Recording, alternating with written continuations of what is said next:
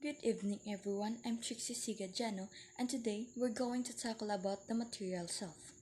But first, we need to know what is material self.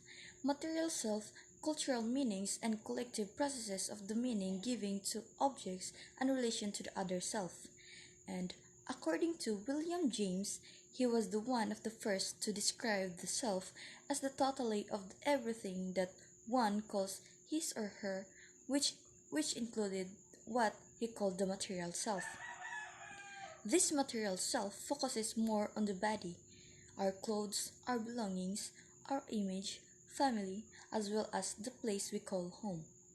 Working from his work and ideas of French philosopher Jean-Paul Rousseau, who built further research on the material self and theorized on how objects become extensions of our subs or our identities. These objects extends ourselves in space and time at all, helps double our strength, a weapon, extend our reach, a uniform, helps us relate with a group or a t-shirt, can you mind us and our travels. Sartre identified the three ways that we connect with objects. First, controlling them, using them to control others, and creating something makes it more important and emotionally impactful. However, recent culture and economy have shifted focus from production to consumptions, leading to more consumptions and less self-expressions. These shifts may be why people find it relaxing or fulfilling to construct things on their own. Sartre have noted three ways of object. First is controlling an object. Kaya na to sila gamiton og pasundon. Example, naghatag kag gift or kwarta sa imong igsuon para masugo nimo sila. Another example is sad. Ako ang boss sa isa kumpanya. Gitudluan ako ang mga employees nako na ilang mabuhat og tarungon ang akong mga expectation or akong mga objectives na dapat mabuhat nila. More connection to an object through either creating or buying them. Kinatao is connected sa isa ka butang kung atong gihaguan. Like example, we spend money to buy a phone. So kung naay manghula murag mabalaka ta, di ba? Then ibasin maguba o ma-scratch ang atong cellphone. Another example is nagtuon tagtarong pero gamay ra atong kuha.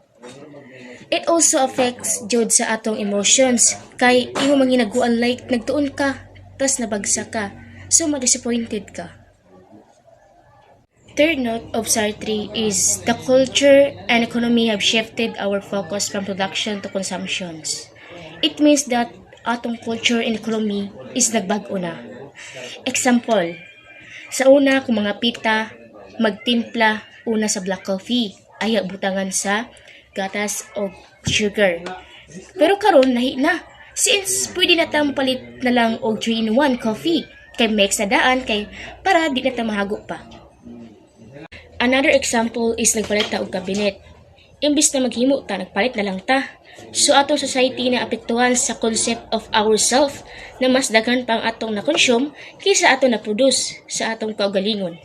In the 21st century, nalahi ng atong concept, mas gusto na nato ang dili na ta mahago og dali ra kaysa mahasol pa ka.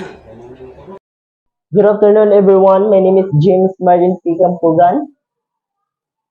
We are now to report about Belt 1998. Knowing about something, it creates a connection between you and the object of your interest.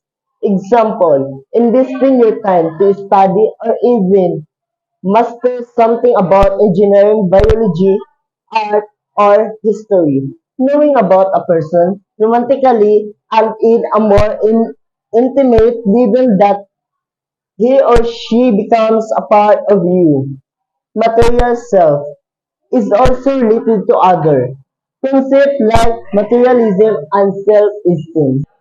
Diba? And that's all. Thank you. Certainly, the discussion emphasized that while while the focusing has on objectives, the concept of the material self also includes people. This idea can be extended to individuals' connections such as knowing politicians, lawyer or artistic illustrations that broader scope of material self. The concept of material self implies implies that our identity is not confined to our inner thoughts and emotions, but also shaped by the conception and relationship with objectives and people. It it struggles that our passionation, affiliations, and social contribute significant to our sense ourself. Understanding the material self can lead the insights about our identity influenced by external factors that imparts our interaction with world and around the shaping of who we are. Example of material self.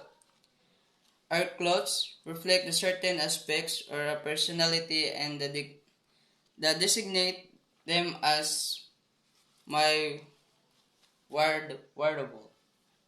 Thank you. My topic is about self and objects through life stages.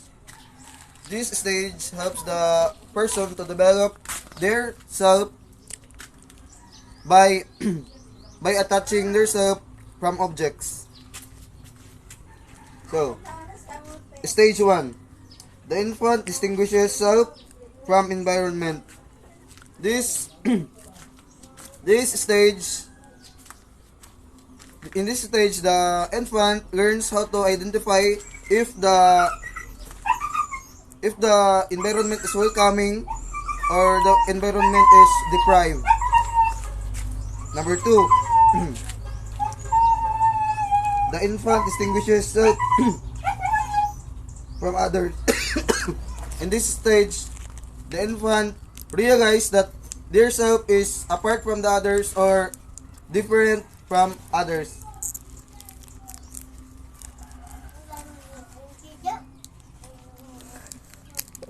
Stage 3. Possession helps adolescents and adults manage their identities. In this stage, our possessions helps a person to identify them, just like a basketball player. The basketball player wears jersey, just like singer. The singer uses notes or bracelet that indicates that they're a singer. Stage 4. Possession help the old person have a sense of continuity and preparation of death. In this stage,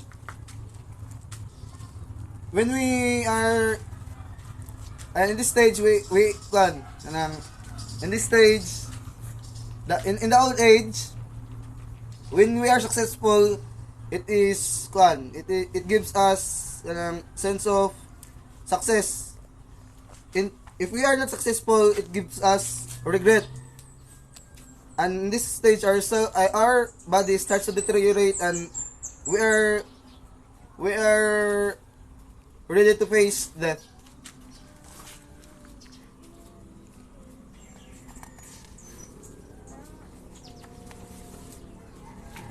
And this is the finders keepers. The definition of finders keepers is 1. Whoever found the object first gains ownership. And the transitional objects. The transitional objects helps the infant to have a sense of autonomy. If they are more if their parents give more parenting, the infant is less attached with these transitional objects. It's vice versa in terms of adolescence, because in adolescence, if the person don't have enough self confidence, the person is more attached in this transitional objects. So, good afternoon, everyone. My name is Lizette Marie Fernandez. So, according to Jared 2013, adolescents, the attachment to object increasingly depends on who people are or how they want to be perceived, especially by their peers. Also, teens give more importance to having similar items with their peers as a sense of shared identity as well as an attempts to be a different from their parents. So, for example, kung para gina sa mga bata, para gina sa mga bata kay mga bata pa sila. So, that's adolescent. Hi ma'am, good afternoon. I'm Jenna Patrici Barangan. I'm going to report about the young people, adult folk, and our old age. Young people seems to value position based on emotional attachment and social meaning and personal association. Emotional attachment, the happiness that we get from it. The happiness kung sa atong kalipay nga makuha da nga butang. Social meaning, the ability of the object to attract people or make you feel that you belong. Ano bitaw, for example, na itaw nga magtabi, or example, group bitaw siya nga magtabi, dayon, bitaw, komportable kay ka nga mo approach sa ilaha kay welcome kay ka sa ilaha. Personal association, how an object is related to our concept of self, like buying an if note necklace because you think you are a musician. The adult self continues to extend to more objects as a need as well as the means to acquire changes. Example, a teenager who was interested in the drag race cars before, but now he became a father would rather go for a more util- utilitarian type. He may find that later in life that he will become more interested in power tools or kitchenware or appliances as he get older. Yung example ano is that, yung pasabot ano is that, ano bitaw, sa una, sa bata, for example, batanon pa ka, batanon pa ka sa ano niya, pag ano mo sa, dako na ka niya, naminyo na ka, sa responsibility na ni imong pamilya mo na, inahon mo sila, kaysa sa imong gusto lang. Old age brings another aspect to the relationship between the owner and the object. The object becomes vessel of memory. Example, a camera you used to bring in your travels. Achievements, trophy, or diploma, house and lot.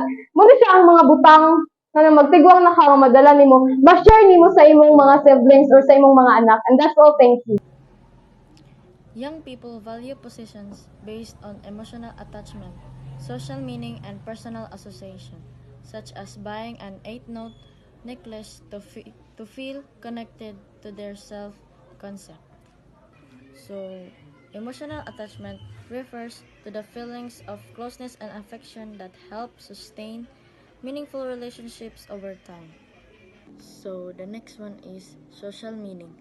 Social meaning refers to the significance or interpretation that individuals or groups attribute to various social phenomena, including symbols, behaviors, actions, and interactions. And so the last one is personal association. So what is personal association?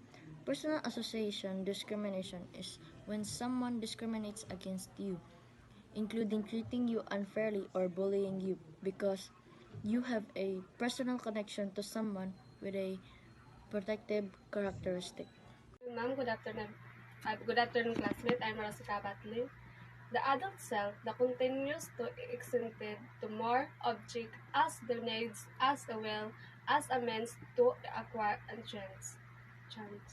For example, teenagers who was interested in drug race and cars before but now has become in father word rather go for a more. The father word rather the more. Yeah, the material self also get on a more specific interest. You may find that a later in life that you will become more interested in power tools and kitchens as bring another aspect and relationship between the owner and object. The object now becomes civil of memory. A camera you used to bring in your travels, and sources of comfort as well as achievement like the trophy and